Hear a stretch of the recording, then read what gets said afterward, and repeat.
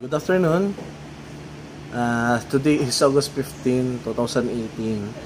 So, actually, madami ng trial and error tong record na to. So, hindi ko pa ma-perfect. Of this video ay wala nang mali. Wala nang bulol. Bulol ko kasi.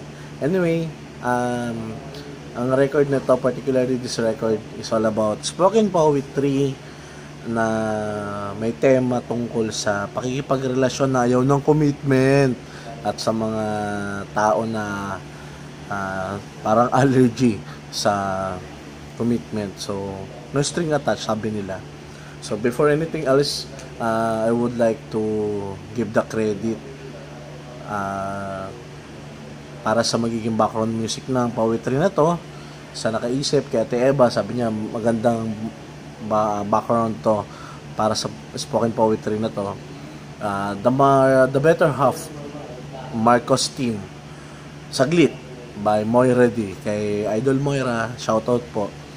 Shoutout din sa mga Rasami employees, sa mga boss namin, sa lahat ng bumubuo ng company na to. Actually, wala naman pong customer kaya na-record ko. Sa mga boss ko, shoutout po, hi po.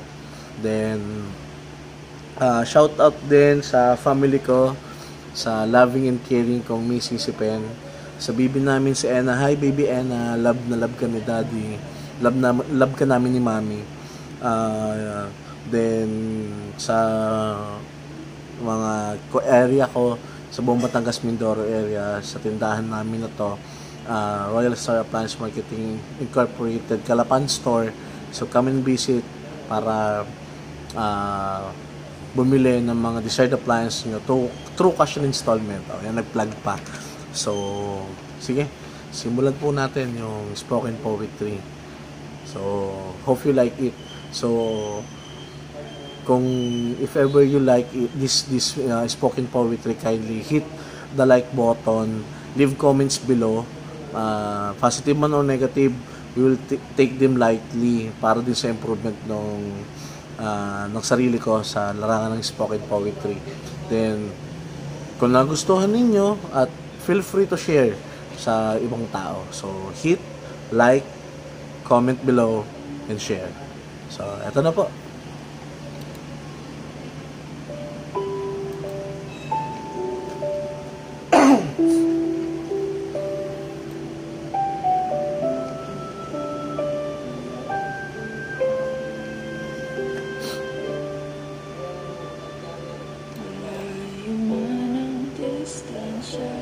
Sisimulan ko ang istorya natin sa kung paanong si ako ay nakilala si ikaw.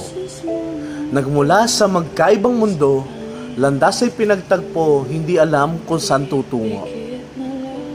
Sa isang pagkakataon, kung saan ang tayo ay malayo sa katotohanan, si ikaw ay kaibigan ni ako. Ako ay kaibigan si ikaw. Ngunit may pagkakataong mga kilos ni ikaw ay naguguluhan na si ako. Isang ordinaryong araw ang nagdaan at biglang nagbago. Isang kahilingan na ikaw ay gawaran ng pagpalapat na ring mga labi. Si ako ay naguluhan, ngunit agad na tumugon. Walang naisip na dahilan dahil para si ikaw ay tanggihan. Pagkatapos ng aking paghalik, ngiti ang iyong sukli. Para kang master at ako ang iyong alipin. Para kang batas trapiko na sa pagmamaneho ko ay dapat kong sundin. Para kang ihi na hindi kayang pigilin ni ako. Para kang sibat ni Cupido, diretso tusok dito sa puso ko. Kahit anong pagkukumpara o paghahambing, isa lang ang sigurado. Si ako ay naguguluhan. Ikaw at ako, ano bang meron tayo?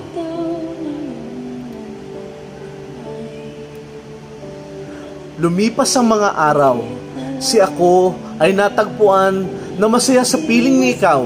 Ikaw yung dahilan ng maaga kong pagising. Ikaw ang dahilan ng ngiti kong parang kapansin-pansin. Ikaw ang dahilan kung bakit si ako ay parang nagmamahal na. Ikaw ang dahilan kung bakit kailangan ng asukal para sa templadong kape. Ikaw ang dahilan sa pag-init ng gabing dating malamig. Ikaw ang dahilan kung bakit ang dilim ay may liwanag na.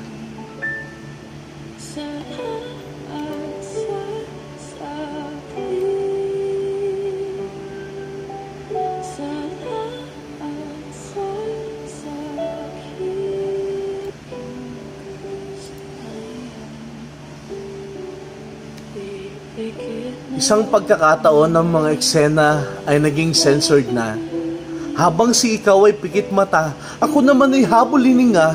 Bigay todo tayong dalawa, ako at ikaw ay naging iisa. Sabay inuusal ng mga labi ang katagang mahal kita. Sadyang tadhana ay mapagbiro. Mahirap pala magising mula sa pagkakahimbing. Ito palang ating istorya ay kakaiba. Si ikaw pala ay nakatali na at si ako ay may nagmamay-ari na. Bakit tinayaan natin na may mamagitan? Bakit tinayaan natin na pagsaluhan? Bakit mas pinili natin maging masaya sa piling ng isa't isa? Kung sa simula pa lang si ikaw at si ako ay komplikado na. Si ako ay nangungulila lang pala at si ikaw ay hindi na masaya. Isang pagkakamaling pilit na iniisip na tama at ang tama naman ay tuluyang nalunod sa panahong tayo ay masaya. Isang kasunduan ng sinang-ayunan. Si ako ay walang pakialam sa kung anong meron kayo at si ikaw ay wala din pakialam sa kung anong meron kami kapag usaping tayo na walang hassle at magpakasaya lang sa piling ng isa't isa. Isang araw, si ikaw ay umiiyak at nagsusumamo. Nais mong iwan ko siya at ikaw naman ang piliin ko. Pagpapahayag ng mga plano mo ay parang sobrang kabisado. Si ako ay muli na namang nalito. Paano at ano ang gagawin ko? Matapos mapagtanto at maging sigurado, si ikaw ay hindi pwedeng piliin ni ako. Ang lahat ng ito ay isang pagkakamali. Pagkakamaling kailanman na hindi magiging tama. Ikaw ay lumayo. Alam kong sa pagtalikod mo ay lumuluha ka. Masakit para sa iyo ang hindi ko pagpili at masakit sa akin ng iyong pananahimik. Pero ito ang tamang gawin nang itama ang minsan ng pagkakamali. Nakalipas ang maraming taon, si ikaw ay hindi ko alam kung nasaan. Kung nasaan ka man ngayon, hangad ko ang kaligayahan mo. Patawad sa hindi ko pagpili at salamat sa pagmamahal mo. Ikaw naman ay minahal. Hindi ko hangad na ikaw ay saktan. Nais ko lang ay pagtatama dahil ang tulad mo ay dapat sa tama at hindi sa tulad ko na isang pagkakamali. Dahil ang tulad mo ay dapat sa tama at hindi sa tulad ko na isang pagkakamali. Dahil ang tulad mo ay sa dapat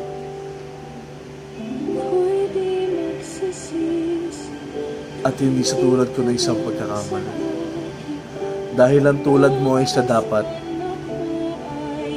sa tama at hindi sa tulad ko na isang pagkakamali. Bye-bye. Hope you like it, guys. Hit like button, comment below, and share. To be updated on the Better Half Bye-bye. for more videos,